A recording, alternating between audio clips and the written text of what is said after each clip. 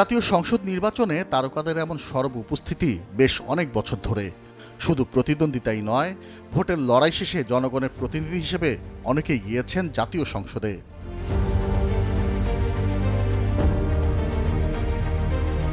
সবশেষ জাতীয় নির্বাচনে প্রথমবার সংসদে গিয়েছিলেন অভিনেতা ফেরদৌস।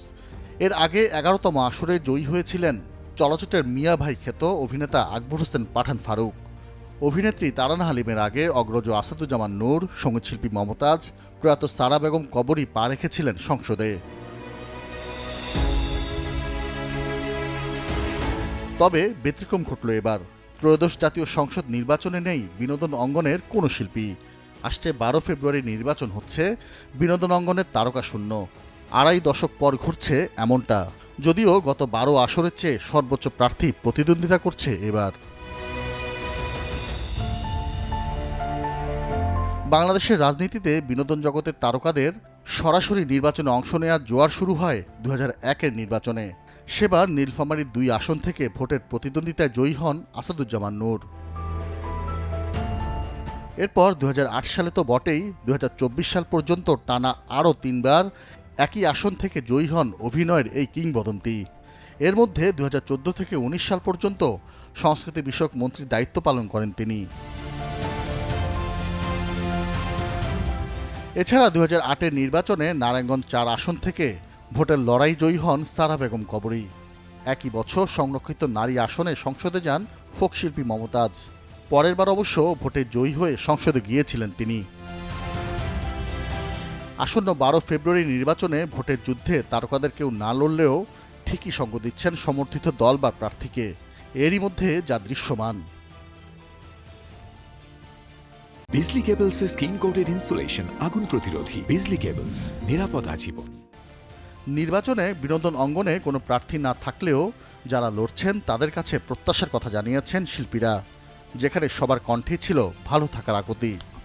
ফিল্মের সাথে ভালো করবে বা ভালো প্ল্যানিং আছে এমন কাউকে ভোট দিতে চাই, এবং যারা দেশের জন্য কাজ করবে, দেশের মানুষের জন্য কাজ করবে এবং দেশের মানুষের স্বার্থটাকে সর্বপ্রথম দেখবে। এবং এই তো আমার কাছে মনে হয় যে দেশের জন্য যারা থাকবে তাদেরকে। সামনে নির্বাচন সুন্দরভাবে সম্পন্ন হবে, এটুকুই আশা। যে সরকারই আসুক, জনগণের সরকার হোক, কল্যাণমূলক সরকার হোক, এবং বিশেষ করে আমাদের সঙ্গীতের বিষয়ে, সঙ্গীত জগতের বিষয়ে যেন আন্তরিক থাকেন, এইটুকুই প্রার্থনা, এইটুকুই চাওয়া। আমি কাকে ভোট দিব না দিব এটা অতখানি প্রায়োরিটি পায় না আমার কাছে। আমি সারা জীবনই ভালোর সাথে থাকতে চাইছি। সেই ভালোটা যে দলেরই হোক, আমি ভালো গ্রুপের সাথে আছি, সবার মধ্যেই ভালো। ইলেকশন হতেই হবে, no doubt, no doubt. We are hoping for a good election, that's all. Election ছাড়া গতি নেই। আসলে নির্বাচন ব্যাপারটা পলিটিক্যাল একটা ব্যাপার বাংলাদেশে, সব জায়গায়। তো আমি চাই বাংলাদেশে যেই আসুক, যে সরকারি আসুক, ভালো কিছু করুক, দেশকে ভালো জায়গায় নিয়ে যাক, আমি ভালো থাকতে পারি, মানুষ জনগণ ভালো থাকতে পারে, আমি সেরকম একটা দল আসুক সেটাই চাই। আমার ভোট আমি দেবো, যাকে খুশি তাকে দেবো, ব্যাপারটা এরকম। তো আমি যাকেই দিব আমি ভেবে চিন্তেই দিব যে দেশ জানি ভালো একটা জায়গায় যায়, আমি ভালো থাকতে পারি, আপনি ভালো থাকতে পারেন, সবাই ভালো থাকতে পারে, যে অরাজকতা না হোক দেশে, দুর্নীতি না হোক, সন্ত্রাস না হোক, এইটাই চাই। ত্রয়োদশ জাতীয় সংসদ নির্বাচনে মোট প্রার্থী ১৯৮১ জন, যেখানে ৫১টি নিবন্ধিত দল থেকে লড়ছেন ১৭৩২, আর স্বতন্ত্র হিসেবে আছেন ২৪৯ জন। সব মিলিয়ে এবার নারী প্রার্থীর সংখ্যা ৮৫, আর একজন আছেন তৃতীয় লিঙ্গের।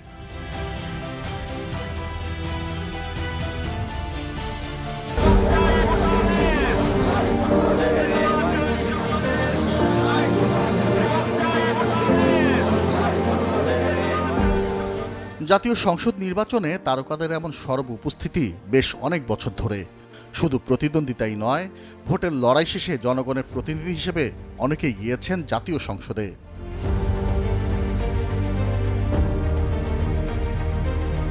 সবশেষ জাতীয় নির্বাচনে প্রথমবার সংসদে গিয়েছিলেন অভিনেতা ফেরদৌস। এর আগে ১১তম আসরে জয়ী হয়েছিলেন চলচ্চিত্রের মিয়া ভাই খ্যাত অভিনেতা আকবর হোসেন পাঠান ফারুক। অভিনেত্রী তারানা হালিমের আগে অগ্রজ আসাদুজ্জামান নূর, সঙ্গীতশিল্পী মমতাজ, প্রয়াত সারা বেগম কবরী পা রেখেছিলেন সংসদে। তবে ব্যতিক্রম ঘটল এবার। ত্রয়োদশ জাতীয় সংসদ নির্বাচনে নেই বিনোদন অঙ্গনের কোনো শিল্পী। আসছে 12 ফেব্রুয়ারি নির্বাচন হচ্ছে বিনোদন অঙ্গনের তারকা শূন্য। আড়াই দশক পর ঘটছে এমনটা, যদিও গত 12 আসরের চেয়ে সর্বোচ্চ প্রার্থী প্রতিদ্বন্দ্বিতা করছে এবার। বাংলাদেশের রাজনীতিতে বিনোদন জগতের তারকাদের সরাসরি নির্বাচনে অংশ নেওয়ার জোয়ার শুরু হয় 2001-এর নির্বাচনে। সেবার নীলফামারীর 2 আসন থেকে ভোটের প্রতিদ্বন্দ্বিতায় জয়ী হন আসাদুজ্জামান নূর। এরপর 2008 সালে তো বটেই, 2024 সাল পর্যন্ত টানা আরও 3 বার একই আসন থেকে জয়ী হন অভিনয়ের এই কিংবদন্তি। এর মধ্যে 2014 থেকে 19 সাল পর্যন্ত সংস্কৃতি বিষয়ক মন্ত্রীর দায়িত্ব পালন করেন তিনি। এছাড়া 2008-এর নির্বাচনে নারায়ণগঞ্জ 4 আসন থেকে ভোটের লড়াই জয়ী হন সারা বেগম কবরী। একই বছর সংরক্ষিত নারী আসনে সংসদে যান ফোকশিল্পী মমতাজ। পরের বার অবশ্য ভোটে জয়ী হয়ে সংসদে গিয়েছিলেন তিনি। আসন্ন 12 ফেব্রুয়ারি নির্বাচনে ভোটের যুদ্ধে তারকাদের কেউ না লড়লেও ঠিকই সঙ্গ দিচ্ছেন সমর্থিত দল বা প্রার্থীকে। এরই মধ্যে যা দৃশ্যমান। নির্বাচনে বিনোদন অঙ্গনে কোনো প্রার্থী না থাকলেও যারা লড়ছেন তাদের কাছে প্রত্যাশার কথা জানিয়েছেন শিল্পীরা, যেখানে সবার কণ্ঠে ছিল ভালো থাকার আকুতি। ফিল্মের সাথে ভালো কিছু করবে বা ভালো প্ল্যানিং আছে এমন কাউকে ভোট দিতে চাই, এবং যারা দেশের জন্য কাজ করবে, দেশের মানুষের জন্য কাজ করবে, এবং দেশের মানুষের স্বার্থটাকে সর্বপ্রথম দেখবে। এবং এই তো আমার কাছে মনে হয় যে দেশের জন্য যারা থাকবে তাদেরকে। সামনে নির্বাচন সুন্দরভাবে সম্পন্ন হবে, এটুকুই আশা। যে সরকারই আসুক, জনগণের সরকার হোক, কল্যাণমূলক সরকার হোক, এবং বিশেষ করে আমাদের সঙ্গীতের বিষয়ে, সঙ্গীত জগতের বিষয়ে যেন আন্তরিক থাকেন, এইটুকুই প্রার্থনা, এইটুকুই চাওয়া। আমি কাকে ভোট দিব না দিব এটা অতখানি প্রায়োরিটি পায় না আমার কাছে। আমি সারা জীবনই ভালোর সাথে থাকতে চাইছি। সেই ভালোটা যে দলেরই হোক, আমি ভালো গ্রুপের সাথে আছি, সবার মধ্যেই ভালো। ইলেকশন হতেই হবে, নো ডাউট, নো ডাউট।